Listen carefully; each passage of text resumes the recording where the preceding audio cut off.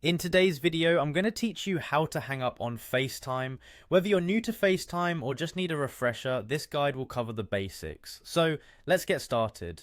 When you're on a FaceTime call, one of the simplest ways to end your conversation is by using the red hang up button. If you take a look at your screen while on a call, you'll find this button conveniently located at the bottom.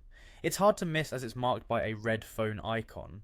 Once you're ready to end the call, simply tap on this red button and your call will immediately be terminated. Remember, the red button is always there for a quick exit as soon as your conversation is over. It's an easy to reach feature designed for your convenience, so you don't have to fumble around looking for ways to hang up. Now, if you own an iPhone and it's one of the newer models equipped with Face ID, there's another handy trick you can use. Specifically, this applies to iPhones from the iPhone X model onwards. In this case, you can use the device's side button as a quick shortcut to hang up. Here's how you do it. During your FaceTime call, instead of reaching for that red button on the screen, you can simply press the side button twice. This double press action works swiftly to end the call.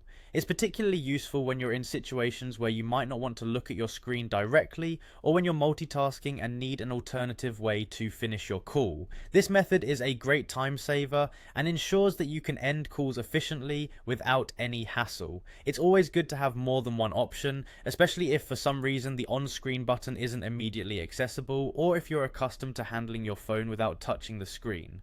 Just like the red button technique, the side button trick is designed to make your FaceTime experience seamless and convenient. It's all about giving you options to suit your preferences and needs. Whether you're caught up in a conversation that's run its course or you simply need to dash off in a hurry, having these end of call options at your fingertips is incredibly beneficial.